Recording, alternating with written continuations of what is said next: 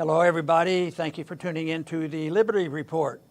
With me today is Daniel McAdams, our co-host. Daniel, good to see you. How are you this morning, Dr. Paul? I am doing well. Good.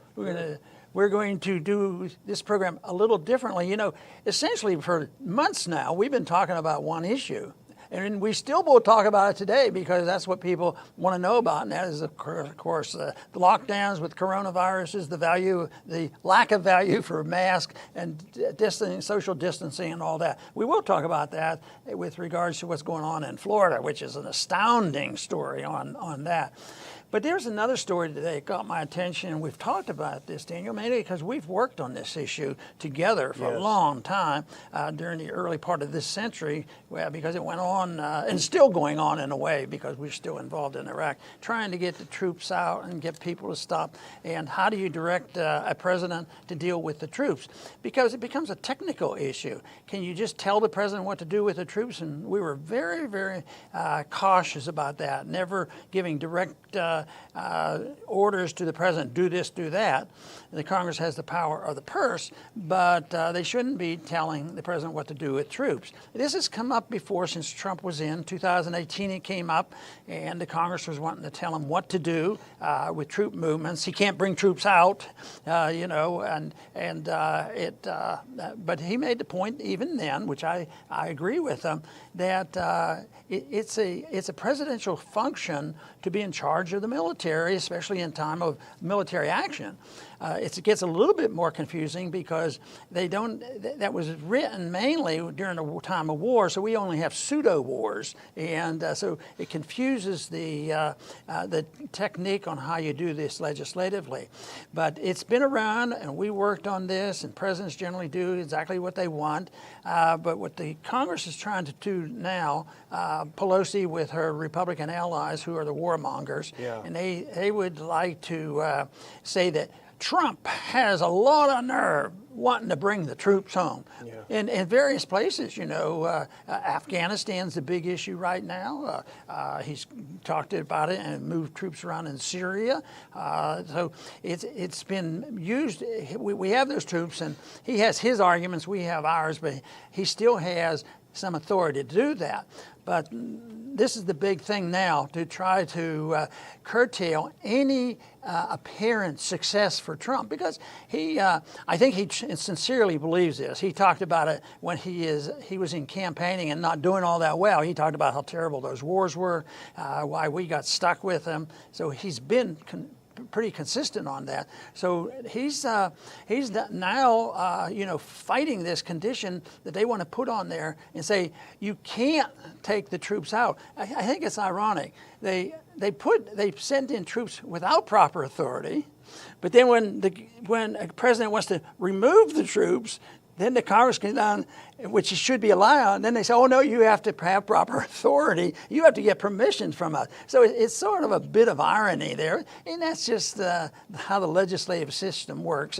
It's convenience, and even this, even though I do give Trump credit for having some instincts that he would like to see less of our troops overseas and our allies paying for more, but like so many things, like coronavirus and everything else, I think, it's the anti-Trump sentiment. Anything we can do to embarrass him. I think these lockdowns, that what they, want to renew these lockdowns, that's going to hurt the economy. Yeah, that's what we want. Then Trump will look bad. Oh, we'll take care of it when you elect Biden president, and he's going to revive the economy and get all the credit for it, that sort of thing. But I thought this would be a good thing to refresh our memory on this. It's ongoing, but it's an interesting legislative thing. Sometimes they put it in and they sort of have a loophole where it's just a statement of position, but it doesn't have any authority. You'd have to, if you're going into a place, it has to be a clear declaration. But getting out, I think finally there was a defunding of Vietnam. I think that's finally what brought the Vietnam War to an end. Yeah, the problem is, as you say, the problem is the lack of a war declaration. And I think Congress does like it this way. We've talked about it before. You know it well, because they're not on the hook if things go badly. Hey, you guys declared the war, but they can also wiggle around pretending to be the executive branch, pretending to be the backseat generals, the Monday morning quarterbacks, trying to move troops around in a way that really is not constitutional. If a war was properly declared, there would be no question that the president is the commander-in-chief and has a constitutional authority to move troops as he wished. And that's why you are pushing declaration of war on Iraq, because we want to trigger the Constitution. And remember what they told you, Ron, this part of the Constitution is anachronistic.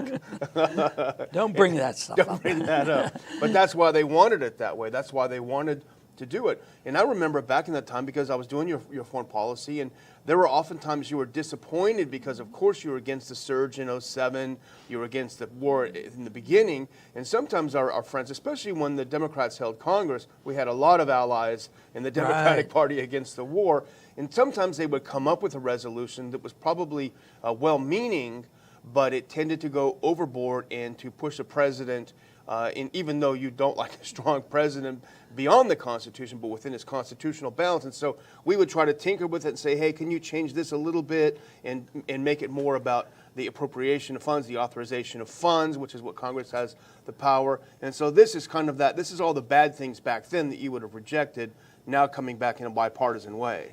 Isn't it interesting? We were working on a bipartisan group to prevent this from happening and going in. Now they've turned around and say, oh, we're bipartisan. We're going to work with the Democrats, and the Democrats are going to do this to keep them there. Keep them there. You know? So, and that's their big purpose. But it's also, I think there's a deep state influence in this about where we are, and the deep state certainly wouldn't agree with Trump on his foreign policy. And it's something that I think is very important, because it has to do with our empire, you know, and how you best protect the empire. And the empire means protecting the reserve currency of the world, protecting enough power to issue sanctions.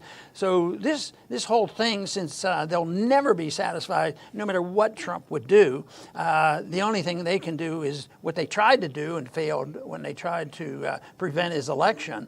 And this is the thing they need the power. It's a power struggle, and that's why this election is a big deal. And it can get, I imagine it's going to get pretty nasty before it's all over. So, but the unfortunate thing, though, if you want to be a little bit cynical, you might say, yeah, really, what does it matter? It seems like even the Trumps versus the Pelosi and all this, the deep state's still, you know, pretty powerful. Long term, the policies don't change. Even though right here, this looks like they're not faking the disagreement. I think that they honestly want to, but it's more for power than bringing us home, you know, or keeping us in those places. So, and it certainly is never a money policy. I mean, the way they pass out money, they're not going to take any money away from the military-industrial complex. And there's a bill coming up. The NDA is up, and they're trying to put this in here. And whether they put something in with teeth, or whether they just make a public relations statement that we don't like what Trump's doing, it remains to be seen. It remains to be seen. And we're not, Trump is no peacenik. He's busy rattling sabers in the South China Sea, so we're not here saying, hey, we got our peace candidate. But the fact is that Washington needs war to survive, you know, and that's one of the reasons we always hold our conferences in Washington. Sadly, this year, thanks a lot, guys, we can't.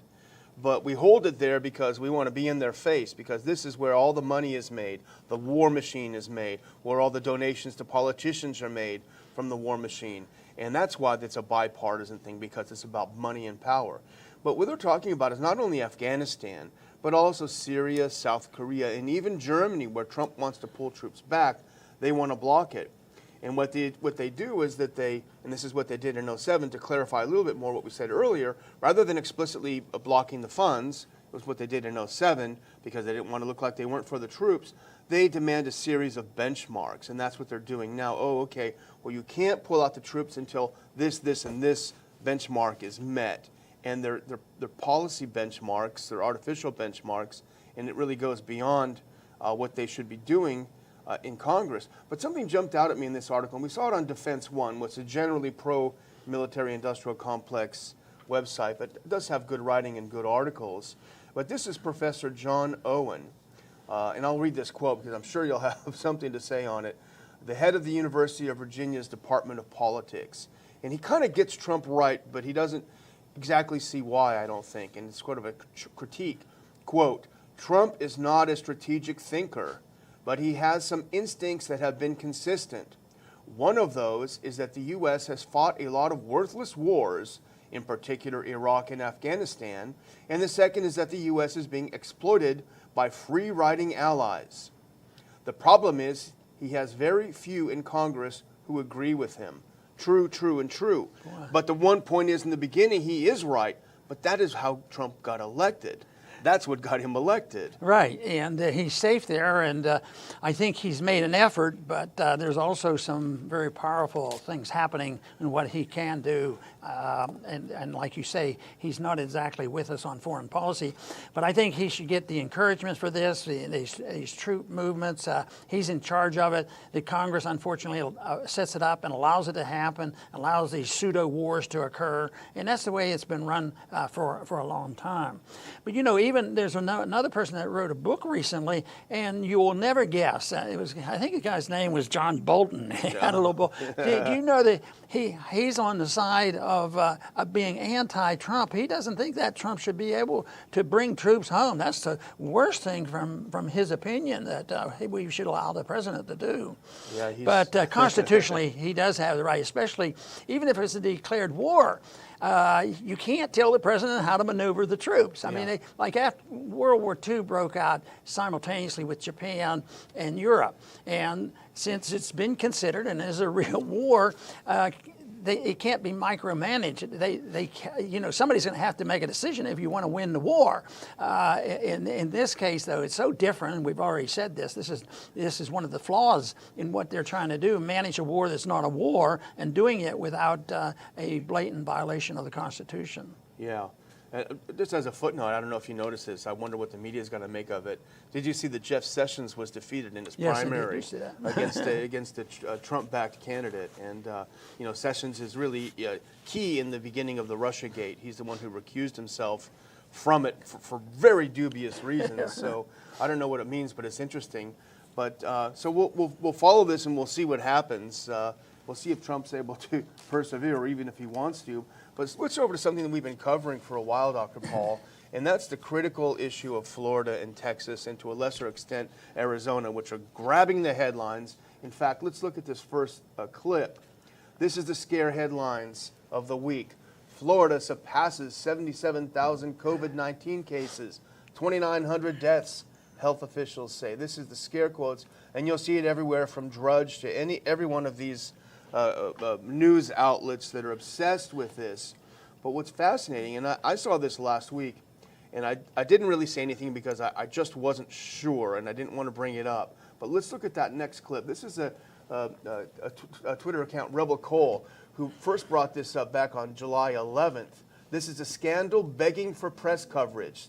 333 Florida COVID testing labs have reported 100% positive tests in the state report for 3,528 tests. That's 34% of today's 10,360 new cases. And that is fascinating. I've been watching it to see if anything comes of this. And let's look at the next clip, because something did come of it. Fox 35 investigated. Florida Department of Health says that some labs have not reported negative COVID cases, which is not the entire truth, because what happened is they made some massive bungles. And I'll turn it back to you, but I'll just point out one. Orlando Health had a 98% positivity rate. But Fox 35, to their credit, they went and investigated. They contacted the hospital, and they confirmed the errors. Orlando Health said, well, actually, it's not 98% positivity. It's only 9.4%. Yeah, and my first reaction was that, okay, if you've done 100 tests and it's 60-40 or something, that they might just, if the negatives were 40, they would just ignore it or something like that. But literally, there's one of the articles reported that they don't just forget them; they combine them. Yeah. And then there's no if they did 100 tests, they had 100 positive. You wonder why they even they probably don't run the test. They probably save the money or something else. But the other thing politically is interesting is DeSantis. I think that's his name, the governor of Florida. He's pretty good on this. So the Florida Department of Health is the one that's been involved in this. So I cannot believe that he would be part of this. I think that there's probably I guess in a system that we have today in the world, I mean, most of the time we can identify the Democrats in Chicago and Detroit. Yeah. But down here, so there must be spies and infiltrators to pull this off. But this seems to be so extremely bad in many ways, bad, stupid, and bad policy that they've still done this, and because it seems like they should expect to be caught by this. But what the best thing that we can get out of this is people should lose confidence in these tests and these reports, which is about what we spend most of our time on. We hear a thing, and there's another side to the statistics that we have, and this certainly is a side that they're not going to hear about. There's some coverage on this. I think the fact that Fox covered this is, I think, very good, but it's not going to change policy. I just hope it changes some attitudes from people, because it just really bugs me when the people just are rote, and they just bow down and crawl, and they say, get a test, get a test. What do you need a test for? And they'll line up. Wasn't there a story they waited 7 hours to get a test? Crazy. And then what are they going to do with the test? It doesn't matter. If even it's negative, we're going to call you positive. And it's just way too much government and too much dependency. And it wouldn't be so bad if they were doing it and everybody recognized this and just dismissed them. That's what finally happened in the Soviet system. Everybody knew what they were doing, so nobody believed what they say. But we still have people easily terrified from this. And yet, even with my negative impression of all this, I still give a lot of people a pass, because I say, they hear people getting sick, people can die from this, and you guys are just, endangering the world by doing this. But there's a lot more to it than simply saying that you have to lie to us about what's going on. And we can worry about the virus and the danger of it, but in a proper perspective. But to turn it around and say it requires us to do something we have never done before, and that's the lockdown.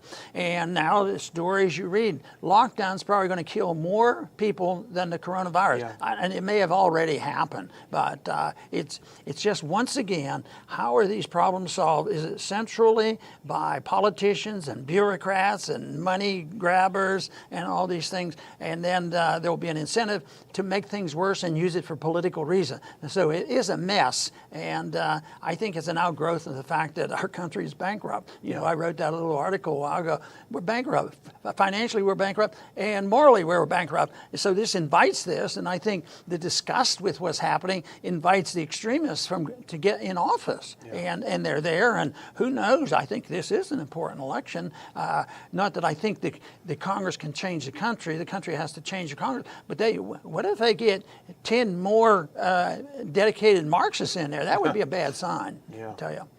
Well, 40 million people out of work in the U.S. over a bad cold season, a bad flu season. That says a lot. But I'm going to go back to it again. Florida and Texas are in play for Biden, and I think that is the core of what's happening here. I really do. You're seeing it in both places. Trump is, according to what we saw last week, polls are polls, whatever, but 5 points down in Texas. That's critical. But here's a little more from the article, the Fox 35, just a couple more, because it wasn't just that one anecdotal. Report also showed that Orlando Veterans Medical Center had a positivity rate of 76%. A spokesperson told Fox 35 Tuesday that doesn't reflect their numbers, and the positivity rate is actually 6%. And remember, the positivity rates have been used by Abbott here in Texas and probably in Florida. That positivity percentage is so high, we got to close it down. They're trying to use that. Don't worry about cases, don't worry about deaths. The positivity is so high, we got to close it down. So they're using that to do that, and it's dangerous. Let's go to the next quote. I'm going to go through a couple more things about Florida, Dr. Paul, and here's the truth, Rebel Cole again. This is updated yesterday, July 14. Here's the truth in Florida above all the scare headlines. Today's occupancy, all beds 78.7, ICU beds 81.3. A week ago, all beds 79.3, ICU beds 82.1. They actually lower occupancy this week than last week, despite the fact that the so-called cases are up 72%. It's having a minimal impact on bed availability. Those blue lines you see on top of that graph on the bottom, the left is all beds, the right are ICU beds. Plenty of blue left in both of that. So it is a hype that we're seeing. And let's look at one more. This is really dramatic, Dr. Paul. These are cases versus deaths by date of reporting. The blue are the cases, and the other three are deaths offset 14, 21, and 28 days from that. You would expect, if you're really seeing a second wave or a surge, you should have a huge increase in these deaths being reported, and it's just not happening. So let's look at the next one, though. Just want to go through this really quick. We have that next one. Here's our good friend Thomas Massey. He always brings us some words of wisdom. And this goes along with what we're saying. I've been informed of a case in Kentucky where a student tested positive but then tested negative 3 times on 3 consecutive days. So almost certainly a false positive. But it was listed as a COVID recovered, and the health department refuses to report it as otherwise. And Massey went on to say, so the question is nationwide, how many false positives are categorized as COVID recoveries? And how does one have this amended on one's medical record, et cetera, et cetera? So he's seeing a lot of this as well. You know, we get the edicts from the mayors and the county commissioners and county judges and from the governors. And the question that always comes up, and it lingers because I don't think we can have an absolute answer to it.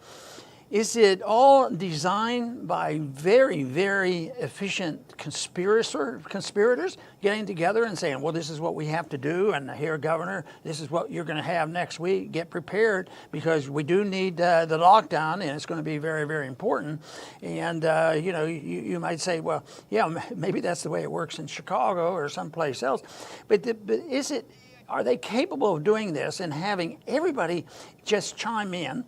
Or is it more like, I'm sure there's some of this too, is people just get very fearful of it, you know, and they don't have, they're not looking at it scientifically. They look at it politically, and they look at it emotionally of the fear of saying, you know, what happens? You know, they've said, you know, if you have this football stadium over next week, there's going to be 150 people die from this, you know, and all of a sudden it puts this burden on the governor to close down because he doesn't want to get blamed with it. So it's this political shenanigans going on. It's misinformation. So I imagine they work together, is my guess, is that there are some people who are pulling the strings, and they know exactly what they're doing.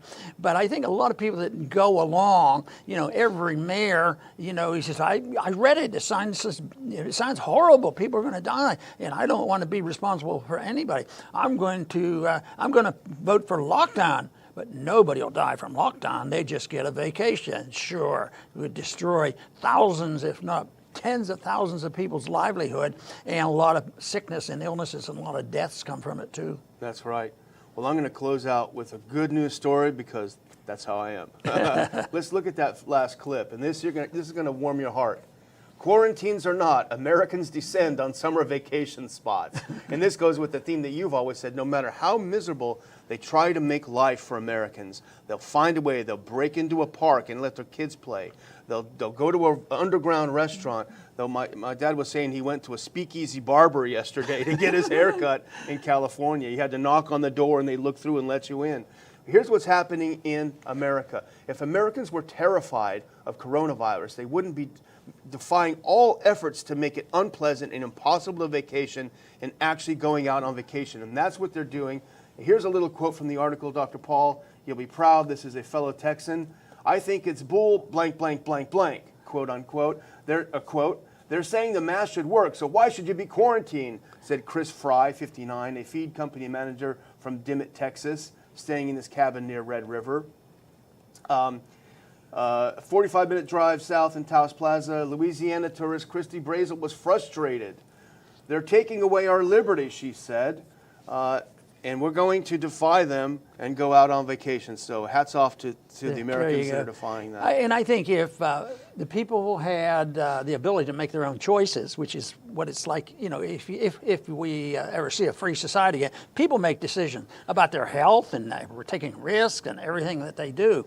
But, you know, there was one report, it's been a month or so ago, early on, and I don't know where it stands right now, but there were the cruise liners, you know, they really, really got hit. And they started signing people up for like a September cruise or something, and they had like 2 or 3 times more people than they needed. And I thought, wow, they're confident.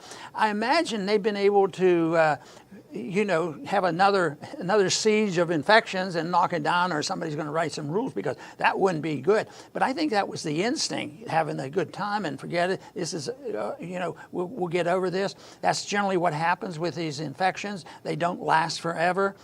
But that's about where we are today, as they get more and more people convinced that they have to be cautious about all the announcement on how horrible it is. And the horrible stuff here is mainly the way they're presenting it. It's mainly the politicians who are trying to terrify people so that they can install and instill in people regulations they wouldn't ever want to consider. I think it is astounding to see tens of thousands, if not millions of people walking around with a mask on in conditions that are so unnecessary. And now the evidence is coming out that the mask is dangerous. It's dangerous to a person's health, and yet they keep doing it. So hopefully the people will wake up. Of course, the challenge is, does that mean that there is no more chance that anybody can get sick? No, there is a chance. But there's a chance that if we continue to do what we do, we're going to have more things like dumping people into nursing homes and have them get more infected. And there's chances that we'll deceive people by saying that they have the virus and they don't, and terrify them and have them in lockdown. This you know, self-locking down, you know, is disrupting a lot of people's lives, and it's very, very costly. So I think the bottom line is, what we should seek, and hopefully that's what people see us trying to do, is to seek the truth of things. Find out who's telling the truth and do our best, both emotionally, politically, and medically, and come up with an answer. And guess what will happen if we had the chance to do that? It would still be imperfect. But believe me, if you depend on the authoritarians in Congress and in Washington, around the world, in the media, it is going to be so much worse. So I'm putting my cards with the people who make their own decisions and living with the decisions they make. And believe me, I think it would be a better world. At least there would be a lot more self-respect. I want to thank everybody for tuning in today to the Liberty Report. Please come back soon.